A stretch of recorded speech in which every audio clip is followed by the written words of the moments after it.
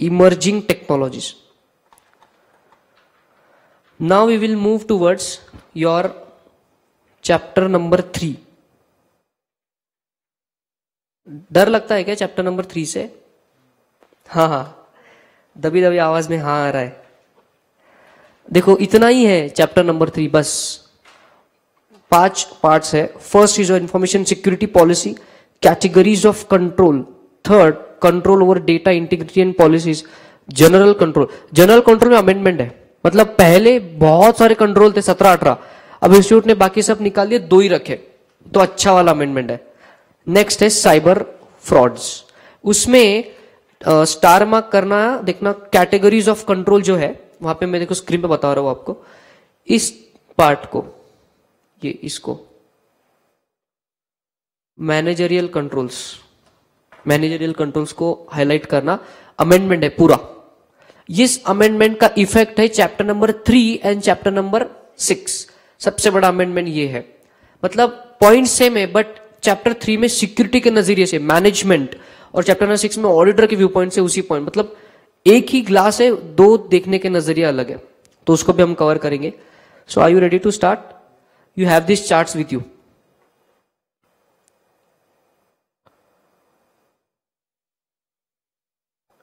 बताइए सिक्योरिटी क्यों जरूरी है?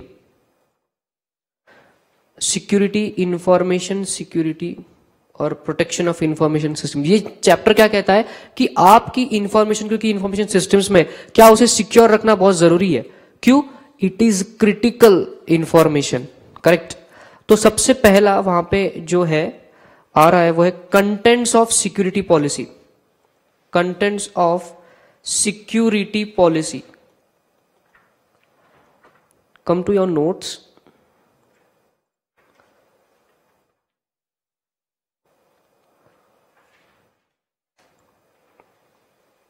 ये देखो, इंफॉर्मेशन क्यों सेंसिटिव है? इंफॉर्मेशन में include strategic plans, business operations and finances. Business operation मतलब एक्विजिशन, मर्जर करने वाले हो, क्या ये इंफॉर्मेशन सेंसिटिव है? यस. फाइनेंसेस, आपका P&L बैलेंस शीट, अगर आप पब्लिक लिमिटेड हो तो ठीक है, बट आपके प्रोडक्ट का कॉस्ट, आपका मैन्युफैक्चरिंग कॉस्ट, आपका वे ऑफ टेक्नोलॉजी, क्या ये सीक्रेट रहना जरूरी है? सो इसकी वजह से इंफॉर्मेशन की सिक्योरिटी बहुत ज्यादा जरूरी है. अभी हम लोग जाते हैं security policy. What are the contents of security policy? An important question. देखना ई दिख रहा है वहां पे, ये वाला, उसको स्टार मार्क करना. Security policy. अब पॉलिसी बोले तो सिर्फ इंफॉर्मेशन, मतलब वहां पे सब कुछ आएगा, not only computers but other things will also there. So there are 10 important points that should form part of your answer in case of components of security policy. मैं इसको इसलिए कवर कर रहा हूं बिकॉज कभी कभी इसमें मिस्टेक होती है, मतलब आता है क्वेश्चन तो हम लिख नहीं पाते, तो इसको हम अपने वही स्टाइल से करेंगे. 5-5 में हमने इसको डिवाइड किया हुआ है. Tell me what can be the parts of security policy. उसको देखते हैं. 10 पॉइंट्स है. पहले 5 100% रिक्वायर्ड, और जो उसमें से नेक्स्ट 5 में से कोई भी 3. पहला, आईटी सिक्योरिटी इंफ्रास्ट्रक्चर के बारे में इंफॉर्मेशन होती है. आईटी सिक्योरिटी इंफ्रास्ट्रक्चर मतलब आपका एंटीवायरस कौन सा है, आपका फिजिकल एक्सेस कंट्रोल है क्या, क्या आपने कंप्यूटर सिक्योर जगह पे रखे, ये सारा इंफ्रास्ट्रक्चर के रिलेटेड इंफॉर्मेशन आएगा. हम आंसर कौन सा पढ़ रहे? कंपोनेंट्स ऑफ सिक्योरिटी पॉलिसी, मतलब उस डॉक्यूमेंट में किन किन बातों को लिखोगे, तो ये एक बात है. Next, physical and environmental security और कंट्रोल्स. क्या कंट्रोल लगाओगे वो लिखोगे. Identity management and access control. What do you understand by identity management? हाँ, मतलब बायोमेट्रिक्स वगैरह लगाओगे. And what is access management? Access to authorize person. Fourth, system development and maintenance control, मतलब SDLC वाले कंट्रोल. फिफ्थ, मॉनिटरिंग आ गया अपना part, monitoring and auditing control. Monitoring को लिख सकते हो governance. Monitoring is part of governance. क्या auditor should be form part of security policy? अपने भी सजेशन जाने चाहिए. So what are the first 5 important components? IT security infrastructure, physical and environmental controls, system development and management controls, identity management and access control, and what is the last? Monitoring and auditing controls. अभी कुछ और देखते हैं. ये है important areas. अब इन ये सब एरियाज भी आते हैं. वो कौन से? देखो, लीगल कंप्लायंसेस. लीगल कंप्लायंसेस जैसे अपन ने चैप्टर 7 में देखा था कि अगर गवर्नमेंट चाहे तो इंफॉर्मेशन सिक्योरिटी पॉलिसी का रिटर्न मांग सकती है, तो that should also form part of security policy. Next, business continuity planning, BCP. क्यों? बीसीपी भी क्रिटिकल एसेट को सिक्योर करने के लिए ही तो है, तो सिक्योरिटी पॉलिसी डॉक्यूमेंट में वो भी आएगा. 8, इंसिडेंट रिस्पॉन्स. इंसिडेंट रिस्पॉन्स, क्या इंसिडेंट रिस्पॉन्स भी आना चाहिए? What is incident? अबनॉर्मेलिटी. तो क्या बीसीपी में भी वो आएगा? यस. जैसे मेरा कंप्यूटर फटाक से बंद हो गया तो रेस्क्यू मेंटेनेंस करना पड़ेगा, तो क्या incident response should also form part? Yes. 9, security policy documentation and maintenance. Documentation and maintenance मतलब इस डॉक्यूमेंट को बनाओ और मेंटेन करो, ये भी एक दायरा है. तो आप बनाओगे नहीं, सॉफ्ट कॉपी में रखोगे, ऐसे नहीं चलेगा. You need to maintain documentation. And the last, simple, IT operations and communications, operations and communication management. क्या ये भी आना चाहिए? क्या प्रोसेसेस क्या है आपकी? What communication technology you are using? Internal intranet use कर रहे हो कि इंटरनेट है? क्लाउड है, पब्लिक है कि प्राइवेट है? क्या ये भी आना चाहिए? So what are the next 5 points? Legal compliances, BCP, incident response, security policy documentation and management, and IT operations and communication management. So these are some of the 10 points that are the components of SP, security policy. में से first 5 should come और next 5 में से कोई भी 3, क्योंकि answer आएगा तो 4 मार्क के ऊपर नहीं आएगा. Now we come at charts. आपके सामने रहने देना, ये देखिए charts. Now we come to information security policy. इसके components अपन ने देखे, मतलब these parts we have done. Contents of security policy. Now we are at types of information security. There are 3 types of user security policy, organizational security policy and condition of connection. मतलब एक है user के लिए जो use करेगा security मतलब systems को, एक है ओवरऑल ऑर्गेनाइजेशन के हिसाब से, और एक है थर्ड पार्टीज के लिए जो ऑर्गेनाइजेशन को कनेक्ट होने वाले हैं. सो देखो यूजर्स, उसमें सबसे पहला user security policy and acceptable usage. User security policy यहां पे मीनिंग है कि आपको अपने रोल्स एंड रिस्पॉन्सिबिलिटीज पता चाहिए. मतलब अगर मैं HR मैनेजर हूं तो लोगों की छुट्टी अप्लाई करे तो मैं अप्रूवल करूंगा, बट जब मैं छुट्टी को अप्लाई करूंगा तो मैं ही अप्रूवल नहीं करना चाहिए, द CEO शुड अप्रूव. तो ये आपकी रोल्स एंड रिस्पॉन्सिबिलिटीज. तो सर ये पता कैसे चलता है? ऑर्गेनाइजेशनल स्ट्रक्चर का स्टडी करके. Acceptable usage. In your office you are expected to use the computer resources for office work.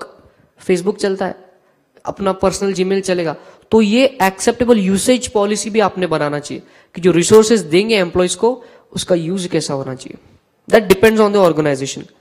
In case of Microsoft and Google, they give, अगर आप सपोज 8 घंटे का ड्यूटी है, उसमें से 3 घंटे होते हैं रिक्रिएशन के लिए, बिकॉज सॉफ्टवेयर के जो बंदे होते हैं उनको एक जगह बैठना होता है and their mind is bogged down. So अगर वो फ्रेश है तो इनोवेशन कर पाएंगे, और Google and Microsoft are known for innovation. So employee को वैसा एनवायरनमेंट आपको प्रोवाइड करना है. तो उधर की एक्सेप्टेबल यूसेज पॉलिसी और अपने में व्हाट डिफरेंस है?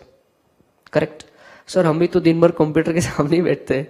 अपना वे ऑफ, अपने को इनोवेशन नहीं करना है, अपने को रूल्स फॉलो करना है, तो अपना अलग है.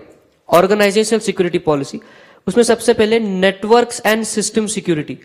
मतलब आपके नेटवर्क की सिक्योरिटी पॉलिसी. ये जो वायर्स लगी हुई है, वायर्स में बहुत जगह वर्म्स होती है, वायरसेस होते हैं, उसको कोई भी हैकिंग कर, आप एक स्पेशल डिवाइस लगा के I can see what the information is going, so that policy you should have. सब ये सब डॉक्यूमेंटेशन है. नेक्स्ट है organisational information security policy. What is an organisational information? जैसे S Foundation wants to acquire an academy, ये organisational information है।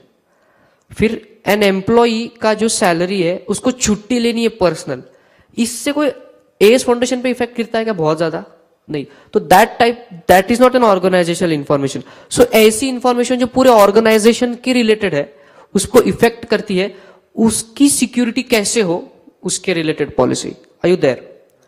Information classification, इसको अपन यहां कवर करेंगे क्लासिफिकेशन ऑफ इंफॉर्मेशन में, तो इसके बाद वहीं जा रहे हैं अपने।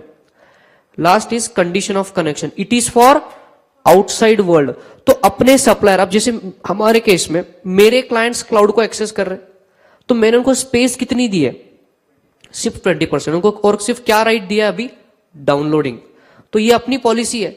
तो ऐसा ऑर्गेनाइजेशन का भी पॉलिसी होना चाहिए, how the outside world can connect to your systems, that is called a condition of connection. अब जैसे हमारे इसमें लॉगिन आईडी पासवर्ड वो क्रिएट करने के बाद हम एक दिन के बाद उसको अप्रूवल देते हैं, तो ये हमारा पॉलिसी है, तो that is condition of connection. So are you there?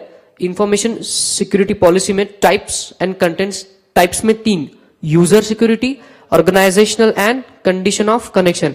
User में 2, user security policy and acceptable usage. In case of organizational SP, networks, organization and information classification, जाएंगे हम डीप में। And what is next?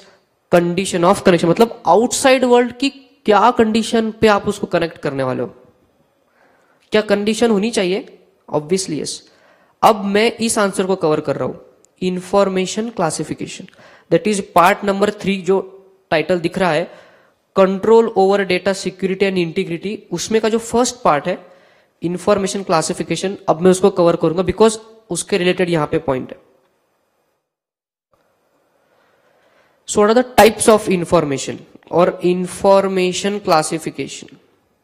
Chapter number 2 में क्या देखा था? Characteristics of information. Types देखा था क्या अपन ने? नहीं। सो यहां देखेंगे इंफॉर्मेशन क्लासिफिकेशन। सो देखना आपकी स्क्रीन पे, information are classified into top secret, highly confidential, पहले स्क्रीन पे देखो, नोट्स में दिखाता हूं कहां, highly confidential, proprietary, let's see where it is, public documents, मिला आपको? Public documents, it's here, page 81। And last है internal use only. What is the information classification? Top secret, highly confidential, proprietary, public documents and internal only. Sir क्यों जरूरी है? इसके हिसाब से security पे खर्चा करोगे आप। सबसे कम खर्चा करना है पब्लिक पे document, MOA, AOA, listed company का ऑडिट रिपोर्ट, वो वैसे भी पब्लिक को देना लॉ में लिखा हुआ है, तो उस पर सिक्योरिटी बहुत ज्यादा खर्चा मत करो। अब आते हैं टॉप सीक्रेट पे, देखना यहां पे टॉप सीक्रेट।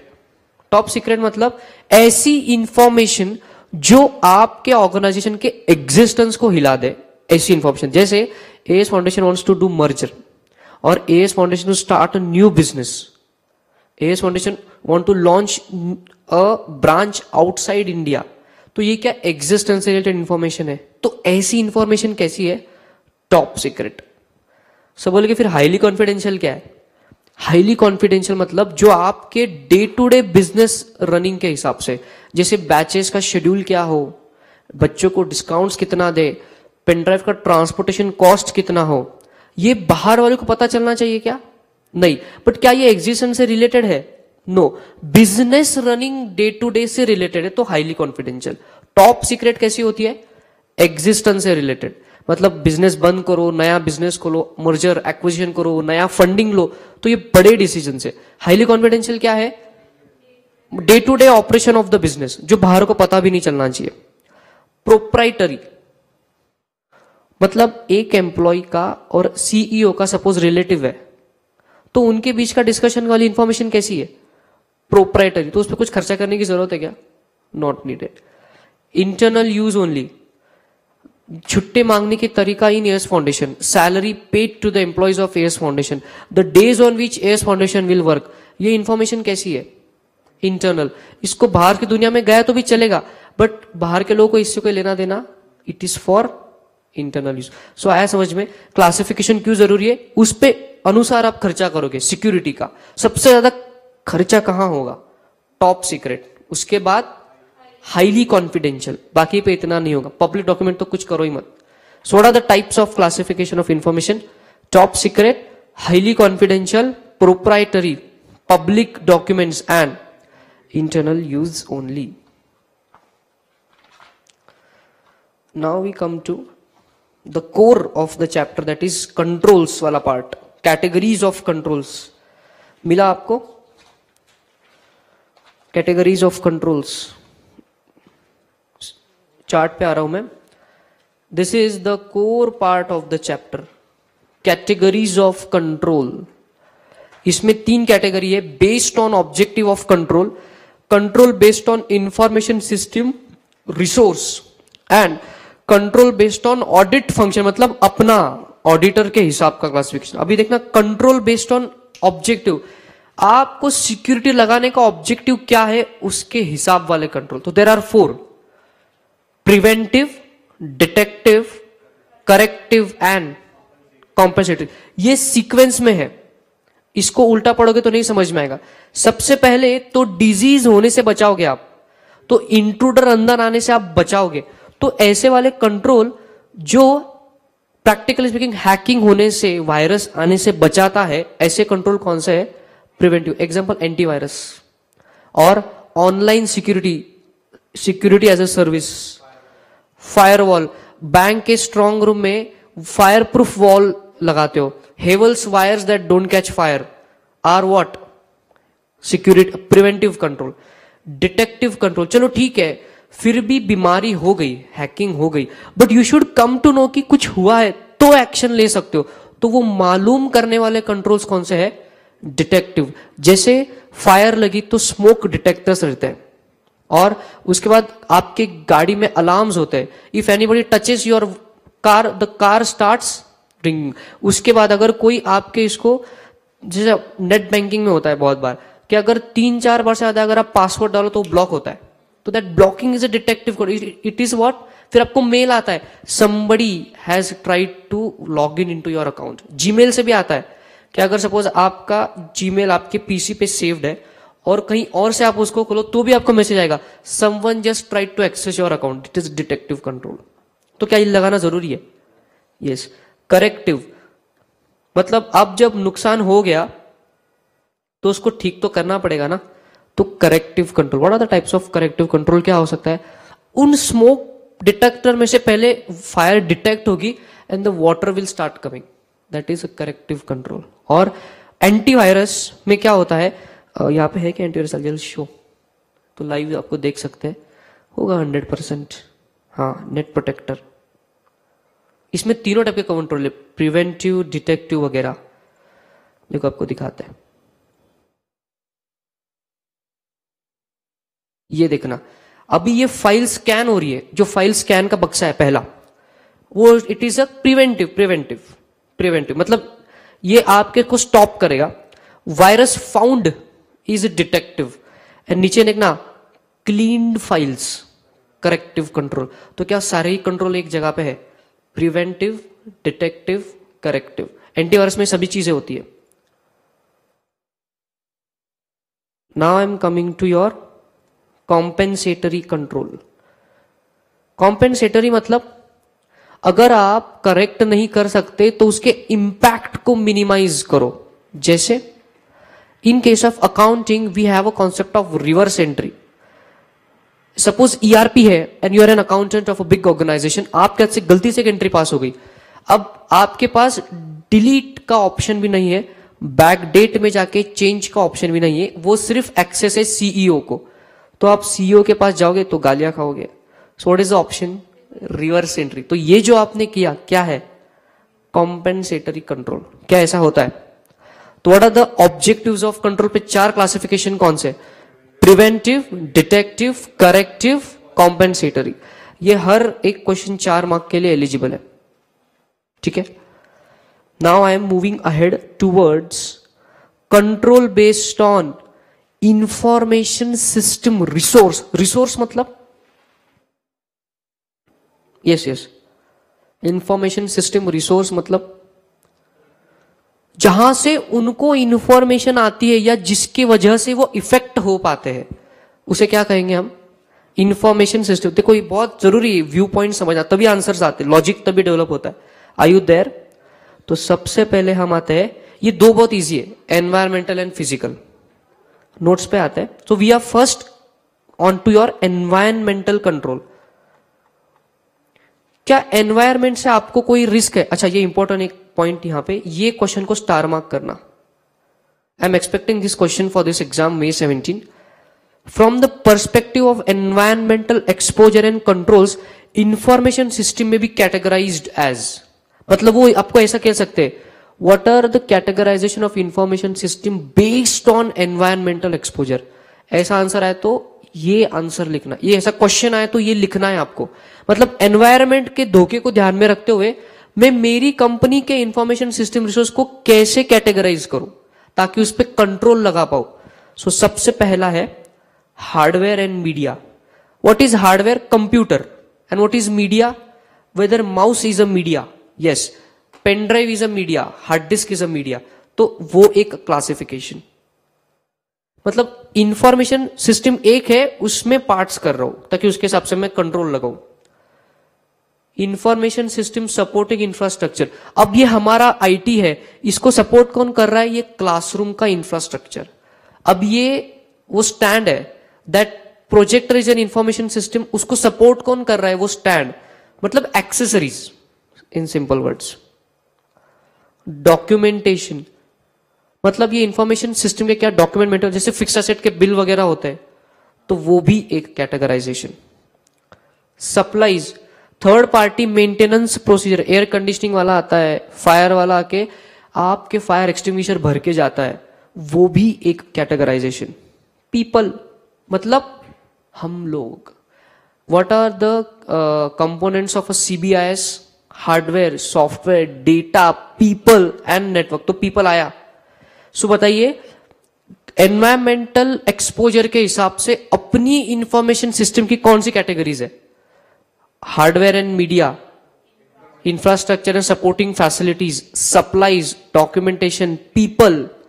ओके, अब क्या एनवायरमेंट से आपको खतरा है? अर्थक्वेक, फायर, पावर स्पाइक, तो ये बहुत सारे हैं। इसको कंट्रोल कैसे लगाए, इसके लिए मैंने एक टेबल बनाया, देखना नेक्स्ट पेज पे ये है। एक्सपोजर्स मतलब खतरे और उस पे लगाए जाने वाले कंट्रोल्स, इतना ही टेबल है। तो फायर डैमेज के लिए क्या करोगे? बोलो कि लगाओगे फायर एक्सटिंग्विशर। कुछ होते हैं ऑटोमेटिक और कुछ होते हैं मैनुअल। मैनुअल है तो उसको स्ट्रैटेजिक लोकेशंस पे लगाओ, ऐसा नहीं कि लेके सब वीके सर के कैबिन में लगा दिए और आग ऊपर लगी है तो आप जब तक लेके आओगे तब तक तो पूरा भस्म हो चुका होगा। तो स्ट्रैटेजिक लोकेशन पे लगाना है। और वाटर स्प्रिंकलर्स लगाना है। और fire proof walls, use fire proof wire. Havells मत लिखे आना वहां पे, हेवल्स एक ब्रांड है, एग्जाम्पल के लिए लिया मैंने। और क्या हो सकता है? Smoke detectors. फिर emergency numbers of the fire brigade होना चाहिए, वो भी एक है क्या कंट्रोल, उनको फोन करके, आपसे कंट्रोल नहीं हो रहा तो उनको फोन कीजिए। सो फायर डैमेज से ये कुछ कंट्रोल है। पावर स्पाइक मतलब क्या इलेक्ट्रिसिटी जो करंट है उसमें वेरिएशन होता है, फटाक से बंद हो गया या बहुत ज्यादा वोल्टेज कम ज्यादा हुआ। अभी जैसे कल लाइट चली गई थी वो, तो इसके लिए आपके पास क्या कंट्रोल है? जनरेटर, यूपीएस लगा लो, स्टेबलाइजर लगाओ, वहां पे एक स्टेबलाइजर लगा हुआ है पीछे, उसे कहते हैं कॉन्ड्यूइट। कॉन्ड्यूइट पता है क्या आप कॉन्ड्यूइट क्या होता है?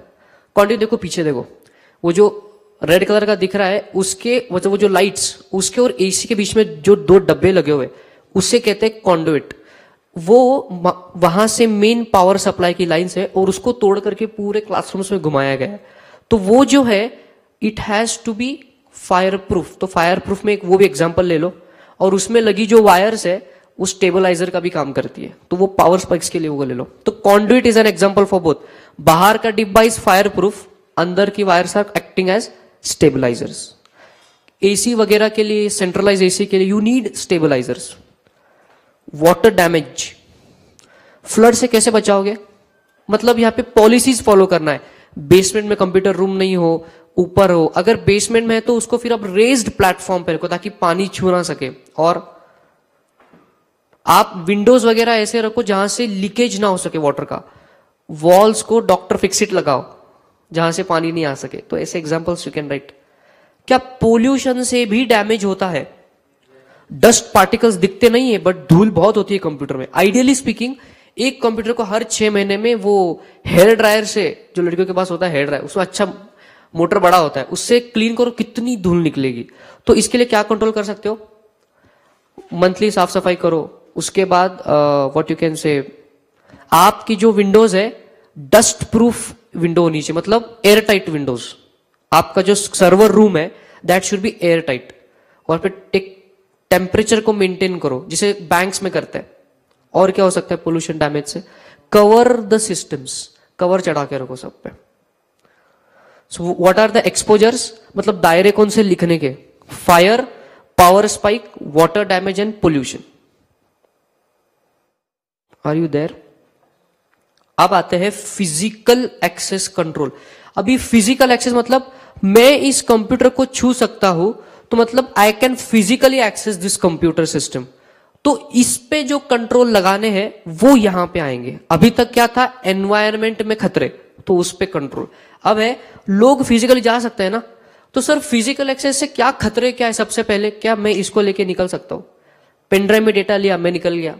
मैं लैपटॉप उठा के भाग गया, मैंने इसको तोड़ दिया, क्या ये फिजिकली डैमेज हो सकता है?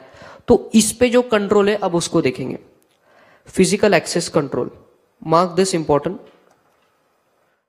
सबसे पहला लॉक्स ऑन डोर, मतलब आपको जैसे इसमें इमेजिन कैसे करना है कि लोगों के नजर से मेरी इंफॉर्मेशन सिस्टम को कैसे बचाओ।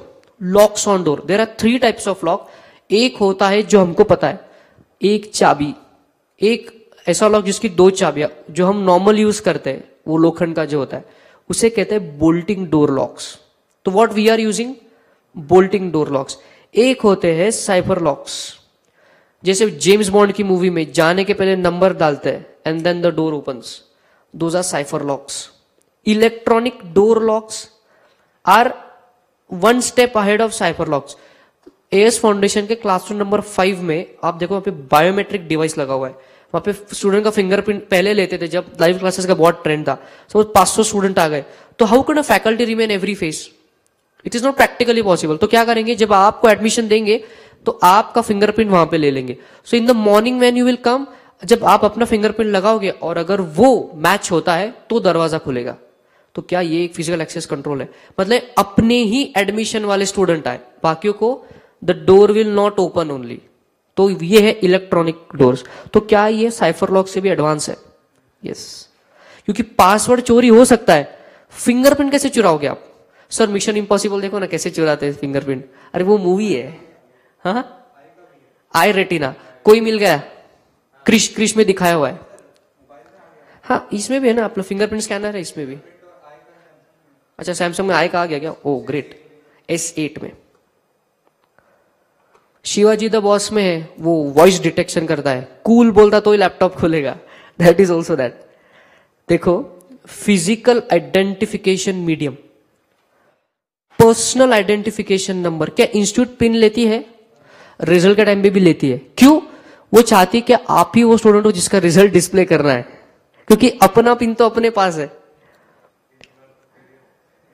अच्छा, वो साइट का लफड़ा हुआ था इस बार बहुत। अच्छा, भेज दिया क्या उन्होंने सबके?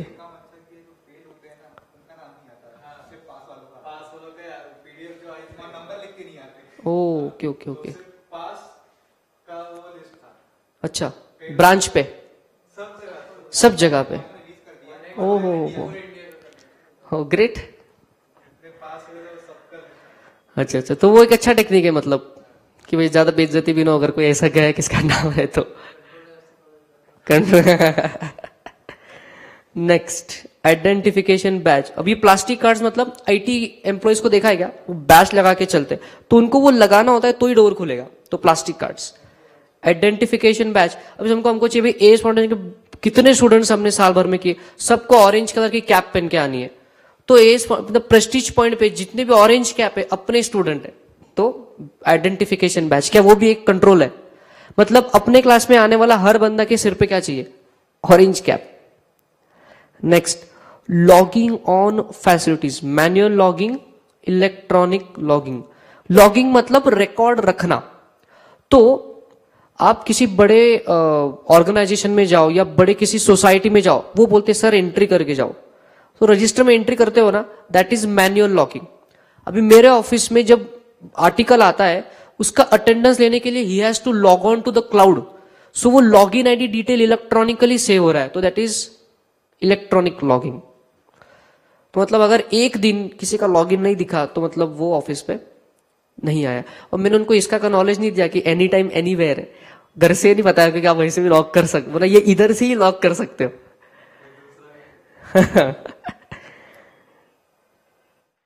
Other means of controlling physical access, video cameras. क्या प्रेस्टीज पे हर जगह लिखा हुआ है this area is under CCTV surveillance, security guard लगा दो, कंट्रोल विजिटर एक्सेस। दुनिया में ऐसी 36 जगह है जहां पे आप और मुझे जाना अलाउड नहीं है। सिर्फ टॉप ऐसी कितनी एक वीडियो है यूट्यूब पे, वहां पे आप जा ही नहीं सकते, सिर्फ गवर्नमेंट कंट्रीज की जा सकती है। ऐसे 36 एरियाज है।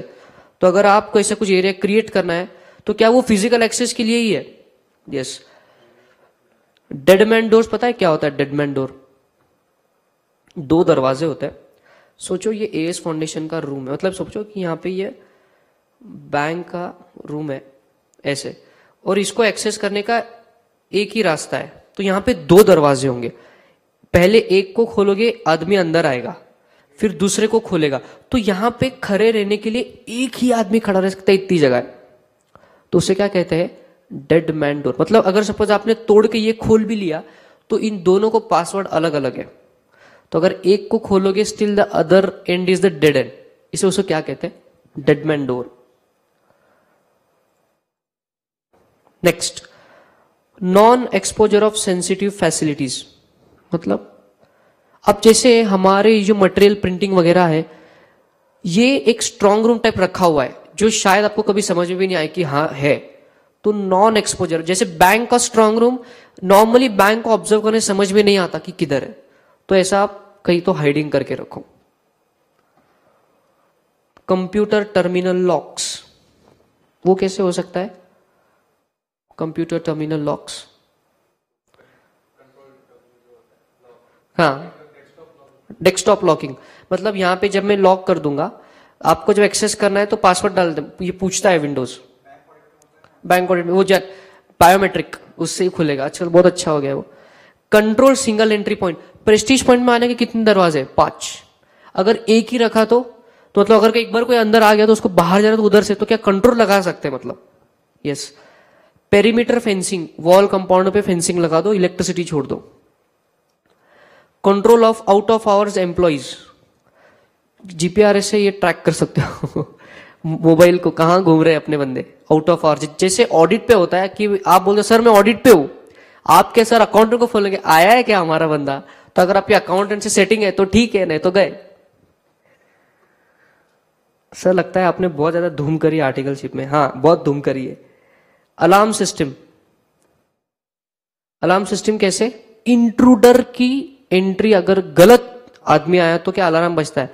जैसे एक आप मॉल में जाओ तो वो सिक्योरिटी चेकिंग का एक ब्रैकेट होता है, वो लोग यूज नहीं करते, बट अगर आप कुछ अनऑथोराइज लिखते हो वो बचता है, that is a physical control. तो ये कुछ है जो आप बीकॉम टाइप आंसर लिख सकते हो इसमें, बट मेन हेडिंग आपको याद में रखना है। सबसे पहला कौन सा? लॉक्स ऑन डोर, उसके बाद physical identification medium, logging on facilities, other means of controlling physical access. अभी एक इंपॉर्टेंट एरिया कवर करते हैं, वो है आपका ये मैनेजरियल कंट्रोल्स अमेंडमेंट। अमेंडमेंट एक काम करते कल करते अच्छे से, will do a normal part on your charts. अब हम लोग जा रहे हैं यहां पे जनरल कंट्रोल्स पे। जनरल कंट्रोल्स यहां पे 2 टाइप है, financial controls and personal computer controls. पहले बहुत थे, अब 2 ही है, तो एक अच्छा वाला अमेंडमेंट हुआ है।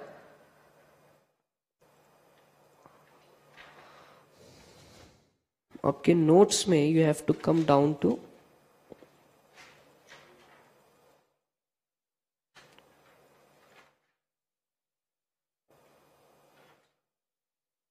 Here, page number 85 financial controls. अब फाइनेंशियल कंट्रोल मतलब ऐसा नहीं कि बजट में काम हो, फाइनेंस में, फाइनेंस का मतलब सब कुछ, cost, income, expenditure, funding, budgets, सब कुछ पूरा। सो फाइनेंशियल कंट्रोल्स कैसे रखे, इसके लिए एक एमटी लिख लो, write down a memory technique for financial control. Write down financial control के लिए, please verify your dual speaker documents. Please verify your dual speaker documents or I shall cancel the authorized budget. Please verify your dual speaker documents or I shall cancel the authorized budget. Underline verify. Verify stands for input output verification. आप audit का scrutiny करते हो, क्या audit trail check करते हो? तो audit trail is what entry was made and what outcome came. तो क्या इनपुट आउटपुट वेरिफिकेशन होना चाहिए फाइनेंशियल कंट्रोल के लिए? मतलब अगर सेल बिल पे से आप जो वाउचिंग करते हो वो इनपुट कंट्रोल है, और उसके बाद आपकी टैली की जो स्क्रूटिनी कर रहे हो वो आउटपुट कंट्रोल है, तो क्या ये दोनों कंट्रोल है? यस। हम बात किसकी कर रहे हैं? Financial control. Underline dual. Dual stands for dual control, maker checker. Auditing में कॉन्सेप्ट है, एक ने बनाया दूसरे ने चेक किया ताकि कोल्यूजन नहीं हो, तो maker checker control, dual control. Underline speaker. Speaker stands for safe keeping. Speaker stand for safe keeping मतलब क्या कि आपके जो इंपॉर्टेंट डॉक्यूमेंट्स है, जैसे बहुत बार देखते हो कि वो एक सेपरेट जगह पे रखना हो, उसको लॉक में रखो, किसी को पता ना चले कि वो कहाँ है। बहुत लोग क्या करते हैं कि बैंक के स्ट्रांग रूम में रखते हैं। जैसे आपके इंस्टीट्यूट के पेपर्स बैंक ऑफ बड़ौदा के स्ट्रांग रूम में होते हैं, तो जहां कहीं भी इंस्टीट्यूट के सेंटर्स है वहां पे 100% बैंक ऑफ बड़ौदा का एक बैंक का सेंटर है, उसके स्ट्रांग रूम में रखा जाता है आपके papers. Bank of Baroda branch को डिपेंड करेगा इंस्टीट्यूट पे, वो मैं नहीं बता सकता। क्या होता है, आपके जब पेपर स्टार्ट होना होता है तो उसके आधे घंटे पहले the chairman of that branch, institute का branch, and the secretary goes, then they are intimated on the phone which code of paper to pick and then it is out. तो ये मतलब उसको करेंसी जितना इज्जत दिया हुआ है। तो क्या सेफ कीपिंग है? Next, documents. इंस्टीट्यूट बहुत खर्चा करती है आपका एग्जामिनेशन, बहुत डॉक्यूमेंट्स। हाँ सर, हम भी तो देते ही ना पैसा, हमारे से तो लेते। बोलो बोलो बढ़ा दी फीस, अरे हमारी बढ़ गई यार, मेंबरशिप फीस भी बढ़ गई है। डॉक्यूमेंट्स को लिखो सिक्वेंशियली नंबर्ड डॉक्यूमेंट्स। डॉक्यूमेंट को सिक्वेंशियल नंबर मेंटेन क्यों करना जरूरी है? आप वाउचिंग करते हो, उसमें कभी कोई एक आधा सेपरेट में तो आप लिखते हो ना, this particular number of document not found. कुछ आर्टिकल्स होते हैं बड़े अलग, file not found, direct file ही उड़ा दी। तो फाइल नंबर होती है ना, तो स्पेसिफिक, तो क्यों सर? ये डिटेक्टिव कंट्रोल है, detective. Next, cancel. Underline cancel. Cancel stands for cancellation of documents. Document को बड़े ऑर्गेनाइजेशन में कैंसलेशन करने के लिए मशीन्स होती है, उसे कहते हैं डॉक्यूमेंट शेडर्स, जहां पे डालते हैं और वो प्रॉपरली पीसेस करते हैं उसे, ताकि किसी को जुड़ के भी पता ना चल सके, that type of. Underline authorized. Authorize stands for authorization. बड़े ऑर्गेनाइजेशंस में खर्चा करते हो voucher, you have to get it sign for reimbursement.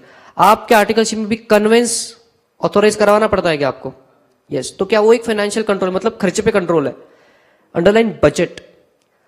Budget stands for budgets. Suppose estimated expenditure of labour और चाय, T expenses in a year should not go above ₹5,000। ये budget है, तो आप यही चेक करोगे आपके ऑडिट रिपोर्ट में क्वेरी कि भाई ये लास्ट ईयर का 5,000 था, इस साल 15,000 है, बट सेल तो कम हुआ है, तो why it is more? So क्या ये एक कंट्रोल है, बजट्स मेंटेन करना? So tell me what are the financial controls, उसकी empty and then points. Please verify your dual speaker document और I shall cancel the authorised budget. Verify for input output verification, yes. Dual for dual control, speaker for safekeeping, documents for sequentially numbered document, cancel for cancellation of documents, authorize for authorization, and budget for budgets. अब हम जाते हैं personal computer वाले पे। देखना आपके charts में, we have just done this part financial control. अब हम कहां हैं? Personal computer. Are you there on the chart? कहां घूम रहे हैं अपने? हम लोग फोर्थ पार्ट के पर्सनल कंप्यूटर कंट्रोल में है। पर्सनल कंप्यूटर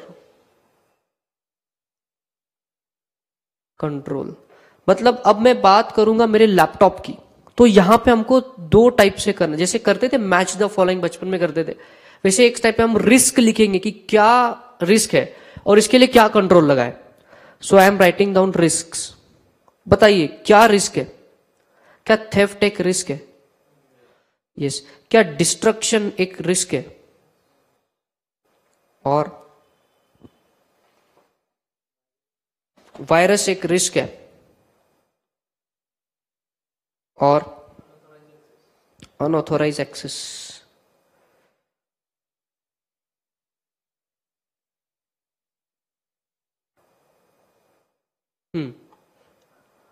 और किस टाइप के रिस्क है?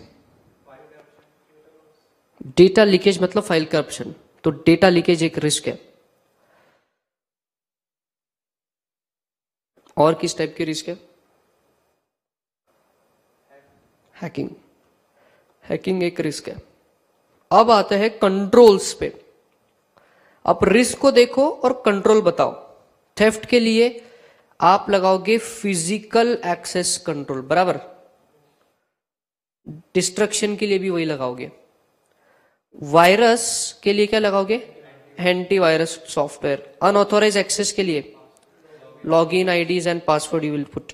डेटा लीकेज के लिए एंटीवायरस में एक ऑप्शन होता है आपके पेन ड्राइव के पोर्ट ब्लॉक करने का, पता है क्या आपको? ये आपको दिखाता है, ये यहीं पे है। देखो प्रोटेक्शन, डेटा प्रोटेक्शन को मैं देखो right copy to drive allowed दिख रहा है, इसको मैं क्लिक करो तो ब्लॉक्ड। तो आप पेन ड्राइव लगाओगे तो ये डिटेक्ट नहीं करेगा, ये correct.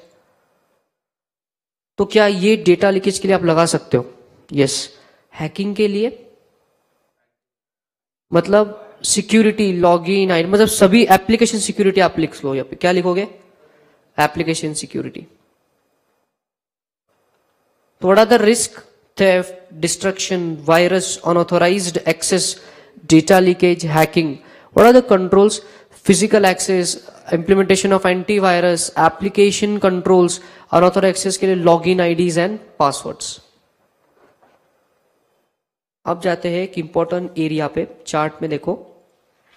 We are going to your fifth part, that is cyber frauds. ये बहुत फैंटेसी लगता है बिकॉज यहां पे हैकिंग का पार्ट आने वाला है। दिल थाम के बैठिए, हैकिंग देखेंगे अभी। Cyber frauds. साइबर मतलब वर्चुअल वर्ल्ड। साइबर मतलब नॉट कंप्यूटर, साइबर मतलब वर्चुअल वर्ल्ड, उसमें fraud. So there are two types of cyber frauds. First is your pure cyber frauds and the next is your cyber enabled frauds.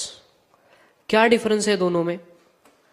एक हिंदी में बोलते इसका मतलब pure मतलब सिर्फ वर्चुअल वर्ल्ड में फ्रॉड हुआ। साइबर एनेबल मतलब वर्चुअल वर्ल्ड की वजह से अपने रियल वर्ल्ड में भी उसका इफेक्ट हुआ। एग्जाम्पल लेता, साइबर एनेबल्ड फ्रॉड, मैंने आपके बैंक अकाउंट का नेट बैंकिंग को हैक करके आपके अकाउंट से पैसे मेरे अकाउंट में ट्रांसफर किए। क्या ये साइबर एनेबल्ड फ्रॉड है? वर्चुअल वर्ल्ड में फ्रॉड किया बट उसका इंप्लीकेशन रियल वर्ल्ड में है, in terms of monetary terms आप जो देख सकते हो, whether it is there. Pure cyber frauds, मैंने फेसबुक पेज पे आपकी प्रोफाइल उड़ा दी, उससे रियल वर्ल्ड में क्या हुआ? कुछ नहीं, तो सिर्फ वर्चुअल वर्ल्ड में ही फ्रॉड हुआ। तो ये दो टाइप है। वर्चुअल वर्ल्ड में सिर्फ फ्रॉड हुआ, उसे क्या कहेंगे? Pure cyber frauds. और साइबर एनेबल्ड मतलब वर्चुअल वर्ल्ड का यूज करके रियल वर्ल्ड में तकलीफ देना, is what cyber enabled frauds. तो देखना वहां पे हम देखेंगे techniques of cyber frauds, attacks देखेंगे, हैकिंग वाला पार्ट है पूरा। सो देखो साइबर फ्रॉड्स में we saw the two types. अब 3 क्वेश्चन जो यहां हमको देखने हैं, उसमें से ये जो 2 क्वेश्चन है this are almost on similar lines, और मैं आपको मार्क करवा दूंगा कि कौन से पॉइंट आना चाहिए आपके आंसर में। सो फर्स्ट है साइबर अटैक्स। किस टाइप के अटैक्स होते हैं देखिए ना, मैं एक एक लिखूंगा, आपको एक्सप्लेनेशन दूंगा। सबसे पहला दिख रहा है फिशिंग। मछुआरों को देखा है मच्छी कैसे पकड़ते हैं, कैसे दे पुट एक कांटा लगाते हैं और उस पर कोई तो एक मच्छी फंसेगी। तो फिशिंग मतलब आपको देखो एक से मेल्स आते हैं, you have one billions of dollars, please claim the prize, send your bank details. वो कांटा है जिसमें कोई तो पागल मछली फंसेगी, कोई तो पागल जाके क्लिक करेगा एंड अपना बैंक डिटेल दे देगा। तो एक्चुअली ये हैकिंग नहीं है, ये पागल बनाना है लोगों को, फिशिंग। Next network scanning. इसका मतलब आपके ऑफिस का लैन है, उस पे मैं अपना कोई डिवाइस लगा दूं हैकिंग का, और उस नेटवर्क से क्या आ रहा जा रहा है वो सब मुझे पता चलता है। मैं उसको मॉडिफाई नहीं करूंगा, I am just taking what is going on, फिर उसका यूज कहीं और करूंगा। That is called network scanning. Virus तो we understand, virus is a malicious code. Virus मतलब होता क्या, छोटा सा ऐसा सॉफ्टवेयर है जो गलत चीजें करेगा आपके कंप्यूटर, मतलब अनएक्सपेक्टेडली शटडाउन करेगा, मेमोरी को खाता चला जाएगा, स्पेस को भरता चला जाएगा अनएक्सपेक्टेडली। जैसे वायरस, जैसे कैंसर होता है, कैंसर के सेल मल्टीप्लाई होते हैं तो आपके बॉडी में गांठ जैसी हो जाती है। तो worms is a type of virus which multiplies and the space is utilised, the network congestion happens. Are you there? Next है आपका स्पैम। स्पैम मेल्स आते हैं क्या? स्पैम मेल्स क्या होते हैं? वो गलत वाले mails, those are spam mails. Website compromise मतलब इंडिया में जब कोई वेबसाइट लॉन्च होती है तो IT governance cell of India hacks that website for 15 seconds. ऐसा होता है। और क्यों करते हैं वो? जस्ट टू चेक ये साइट किस चीज के लिए बनी है, क्या इसकी सिक्योरिटी ठीक है, क्या इस पे जो कंटेंट आने वाला है वो सही है क्या। तो ये क्या है? Website compromise. इसे मैं नाम दे सकता हूं इथिकल हैकिंग का। Are you there? चलो क्रैकिंग। क्रैकिंग और हैकिंग साथ में बताता हूं। क्रैकिंग का मतलब होता है तोड़ना, और हैकिंग का मतलब होता है इनडायरेक्ट वे से एक्सेस करना। आरबीआई में था देखो, सिस्टम ऑडिट में ऑडिटर को बोला था कि he should not direct and indirect access to resources. तो इनडायरेक्ट क्या है? हैकिंग। तो हैकिंग इंक्लूड्स क्रैकिंग। तो पहले आप तोड़ोगे सिक्योरिटी को और फिर यू विल गो इनसाइड। आया समझ में? जैसे आपके जीमेल का पासवर्ड अगर आप मुझे दोगे तो वो प्रॉपर वे से हो गया, formal source. Informal is what? Without your knowledge मैंने आपके इसमें एक्सेस किया और किसी को मेल भेज दिया, hacking. Next is there email forgery. What is a email forgery? हमारे होम टाउन में हुआ था, हमारे वहां के ब्रांच के जो एक चेयरमैन है, मतलब वो तो रोज के मिलने वाले हैं, उनका एक दिन मेरे इनबॉक्स में उनके ऑफिशियल मेल आईडी से मेल आता है और मुझे वहां पे दिखाई पड़ता है कि hello Rachindra, I am in UK to meet some relative and he is very sick, I am in need of money, please send 2000 pounds immediately, I will return it to you when I return to India. यार कल तो मिला मैं उनको, ऐसे कैसे? फिर immediately जब उनको कॉल किया तो बोले बेटा मैं तो ब्रांच में बैठा हुआ हूं। तो सर आपके मेल से मुझे ऐसा मेल आया तो देखिए। तो उस दिन धुलिया में 78 सीएस को सेम मेल गया। अच्छा ऐसे? तो that is an email forgery मतलब। और जब हमने जाके देखा तो उनका जो ईमेल आईडी का स्पेलिंग था सेम टू सेम वैसा, सिर्फ एक वर्ड चेंज। तो आप स्पेलिंग थोड़ी ना देखते हो, ईमेल जब आता है आप क्या देखते हो? व्यू देखते हो, अच्छा कुछ तो दिख रहा है, डॉट्स यहाँ अपना ही है, चलो आगे। तो इतना स्पेलिंग थोड़ी कौन देखेगा? तो ये होता है ईमेल फोर्जरी। क्या इससे एक भी हो सकता है? Then I am at eavesdropping. कुछ दिख रहा है ऐसे? इट इज, इसको ब्रैकेट में लिख दो, वायर टैपिंग। Wire tapping. क्या आपका फोन टैप हो सकता है? क्राइम पेट्रोल में बहुत दिखाता है, पूरा पूरा दिखाता है फोन टैपिंग कैसे होती है। That is a type of eavesdropping. तो क्या आपका नेटवर्क का वायर भी टैप हो सकता है? Yes sir. तो फिर वो उनको जेल क्यों नहीं भेजते? फोन टैप करने का अधिकार सिर्फ गवर्नमेंट को, पुलिस को है। आप और हमारे पास नहीं है। आपने जितनी भी बातें जिस किसी से भी करी होगी वो पूरा रिकॉर्ड है आपके टेलीकॉम ऑपरेटर के पास, तो वो ले सकते। तो बातें जरा सोच समझ के करना, आजकल माहौल ठीक नहीं। Encryption, cyber frauds, techniques of cyber frauds, किन किन चीजों का इस्तेमाल करके साइबर फ्रॉड्स किए जा सकते हैं। पहला है hacking, that we have already seen. Cracking भी हमने देखा हुआ है। Data diddling, data diddling is nothing but I sent you hi how are you, आपको मिला हाय वेर आर यू, तो the data is diddled in the middle. Manipulation of data within, उसको क्या कहेंगे, data diddling. DoS attack, DoS attack क्या होता है, जैसे सपोज ये इनकम टैक्स का सर्वर है, हाँ मतलब इनकम टैक्स की साइट है, और आपके कैप्चा कोड होता है कि आप पे कुछ लिखा होता है, आपको नंबर्स लिखने होते हैं। सपोज ये चीज नहीं होती तो आपके विनमैन से आप डायरेक्ट लॉग इन कर सकते थे पहले। अब आपको क्या होता है, वो कोड डालने के बाद ही जा सकते हो। तो पहले सपोज वो कोड नहीं था तो विनमैन सॉफ्टवेयर खुद ही अंदर जा रहा था। तो अगर मेरे को अभी डॉस अटैक मतलब क्या, कि इतनी रिक्वेस्ट एक साथ भेजना उस सर्वर पे कि वो थक जाए, उसका नेटवर्क डाउन हो जाए, उसकी कैपेसिटी फुल हो जाए। तो सर डॉस अटैक कैसे करते हैं, रोबोट्स लगाते हैं बहुत सारे, and the robot is login login login login. क्या कंटिन्यूसली कर सकते हैं वो, क्या एक साथ जाएगा पूरा? जब एक साथ इतनी रिक्वेस्ट जाएगी तो उसे कहते हैं डिनायल ऑफ सर्विस, मतलब द सर्वर से सॉरी अब मैं और रिक्वेस्ट एंटरटेन नहीं कर सकता, मेरी सर्विस अब मेरा कैपेसिटी फुल हो गया, उसे क्या कहते हैं, डॉस अटैक। इसीलिए there is an invention of captcha code. Captcha code sir क्या होता है, captcha code can only be entered by a human being, not any software. तो देखो आजकल विनमैन लॉगिन डालता है, password, ID, date of birth, but that code has to be put by us, तो it is ensured that it is a human being who is logging in. तो DOS attack क्या हो सकता है, यस अब बहुत हद तक कंट्रोल हो गया। Internet terrorism, what is internet terrorism, गलत वीडियोस, दंगे के वीडियोस, कास्टिज्म के वीडियोस देखा दिखा करके इंटरनेट पे एक चैनल चलाते हैं बहुत लोग यूट्यूब पे, उससे मास पब्लिक को इन्फ्लुएंस करना दंगों के लिए, वो क्या है, इंटरनेट टेररिज्म। बॉम्ब्स, बॉम्ब क्यों डर लगता है बॉम्ब से हमें, देखो बॉम्ब का नेचर कैसा होता है, जैसा नाम है उसकी मीनिंग है, बॉम्ब जब फटता है then the bomb explodes, you are injured, correct. वैसे कंप्यूटर की दुनिया में बॉम्ब मतलब क्या, यहां पे कुछ सुतली बॉम्ब लगाओगे, ऐसे ऐसे नहीं, कोई तो एक इमेज आपके मोबाइल आपके कंप्यूटर पे डाउनलोड होगी, आप जब उसको डबल क्लिक करोगे the virus will infect the whole system, मतलब वो एक्सप्लोडिंग जो नेचर है बॉम्ब का, इसलिए उसको बोला गया है bomb. There are two types of bomb, देखो एक होता है लॉजिक बॉम्ब, एक होता है टाइम बॉम्ब। लॉजिक मतलब वो फाइल डाउनलोडेड है, अभी उसके कुछ नहीं किया, जब आपने उसको कुछ एक्टिविटी करी, उसको डबल क्लिक किया, उसको डिलीट किया, उसको शिफ्ट डिलीट करने का, उसको ड्रैग किया, कुछ भी एक्टिविटी करी, फिर वो एक्सप्लोड होगा। और टाइम मतलब स्पेसिफिक टाइम के बाद एक्सप्लोड होगा। तो दीज आर बॉम्ब्स।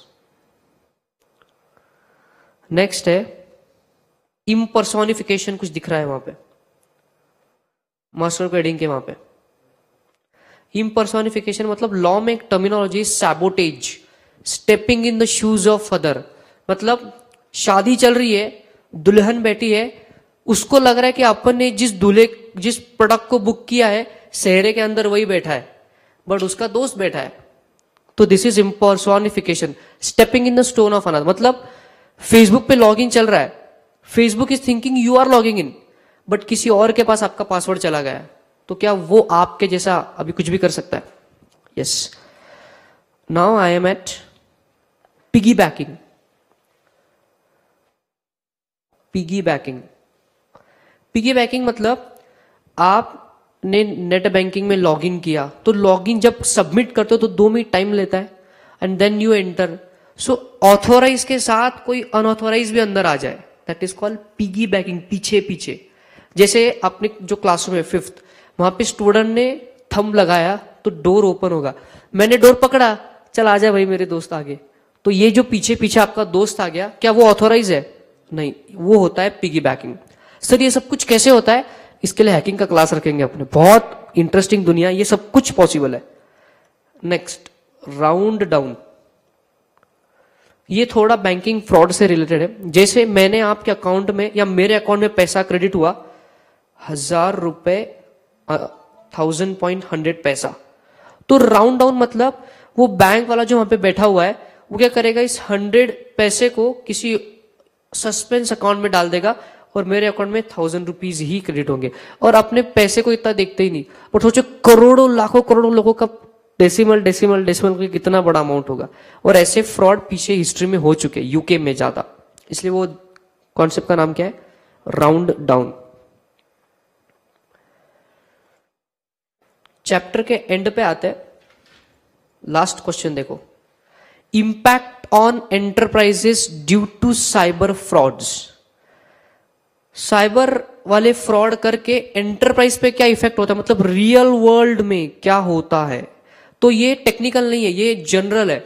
देखो, क्या आपको फाइनेंशियल लॉस होगा? कैसे? सोचो हमने रिलायंस जियो वगैरह जैसे या स्टॉक एक्सचेंज को हैक कर लिया, कितने लोग इन्वेस्टमेंट करते हैं उस पर, तो क्या फाइनेंशियल लॉस होगा? Yes.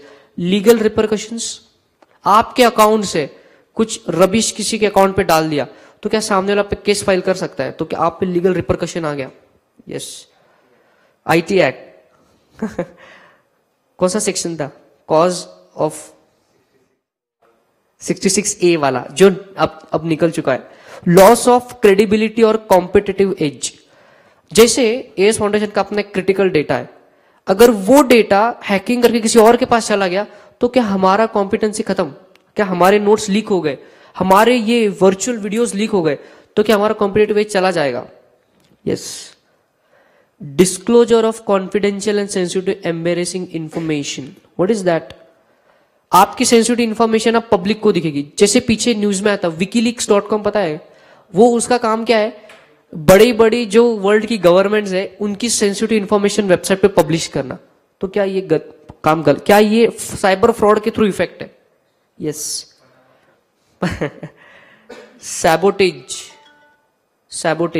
Stepping in the shoes of other. देखो, द अबव सिचुएशन में lead to misuse of information by enemy. मतलब इंडियन इंटेलिजेंस सिस्टम के इंजीनियर्स है, अंकित फादिया नाम सुना है आपने? Ankit Fadia, he is the mastermind in the security and hacking world as पर इंडिया इज कंसर्न। आरबीआई के साथ जो अपने बंदा काम करता है, पुणे का ही है वो, मतलब उसने हैकिंग पे बुक्स लिखी है, उसके बहुत फॉलोअर्स है वर्ल्ड ओवर में।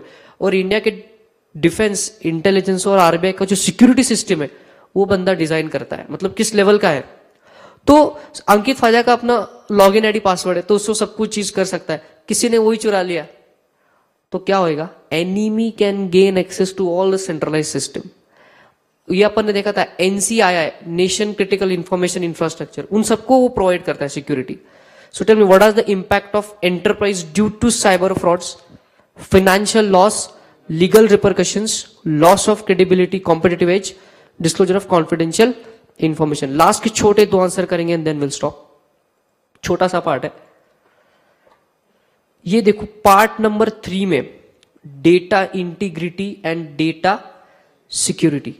कम डाउन टू द नोट्स।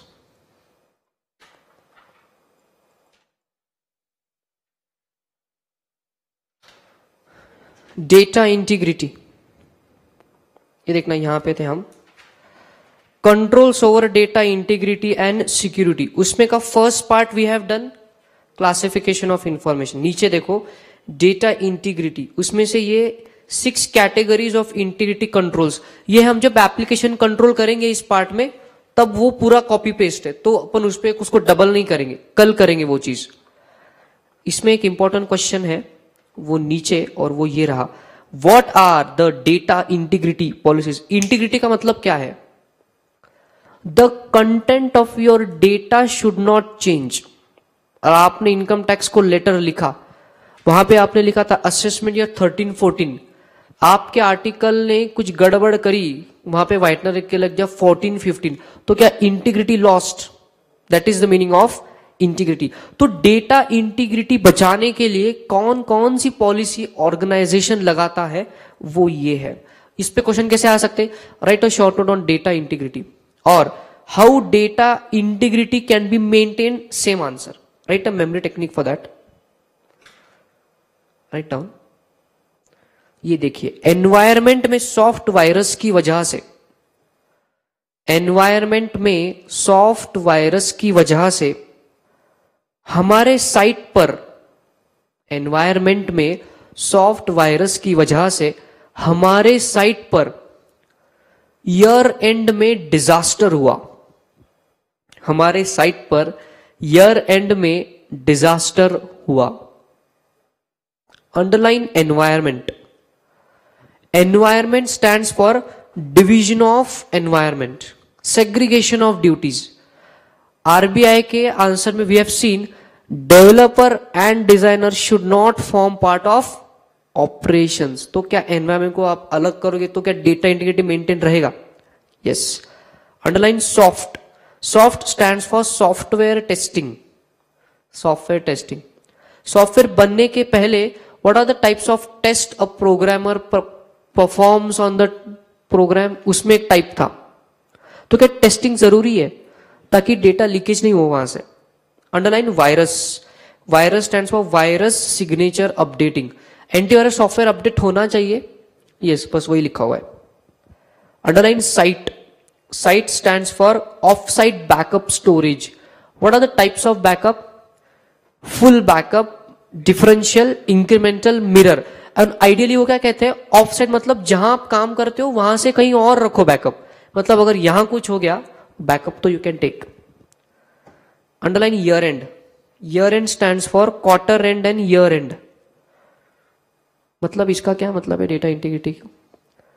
जैसे देखो वैट ऑडिट में होता है मंथली रिटर्न्स, ईयरली रिटर्न्स, इसके बावजूद you file an audit report, VAT audit report.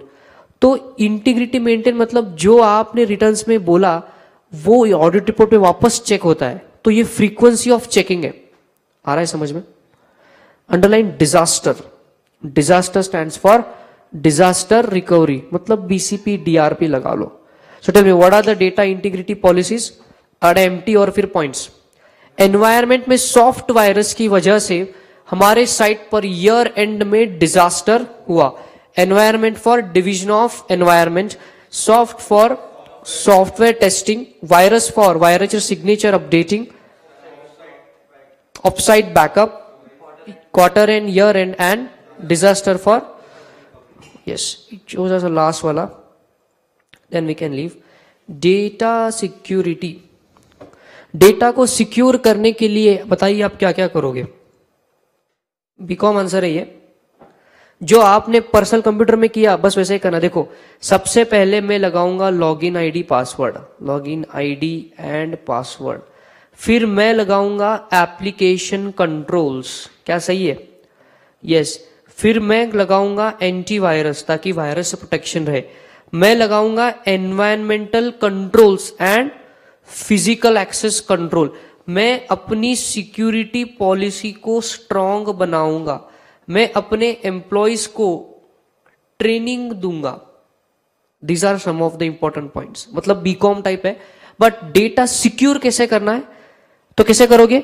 Login ID password लगाओगे, एप्लीकेशन कंट्रोल्स लगाओगे, एनवायरमेंटल फिजिकल कंट्रोल लगाएंगे, एंटीवायरस लगाओगे. उसके बाद सिक्योरिटी पॉलिसी को स्ट्रांग करोगे. मतलब वो जो टाइप्स देखे अपने, user, organisational, condition of connection, और एम्प्लॉयज को ट्रेनिंग देंगे. That's it for today.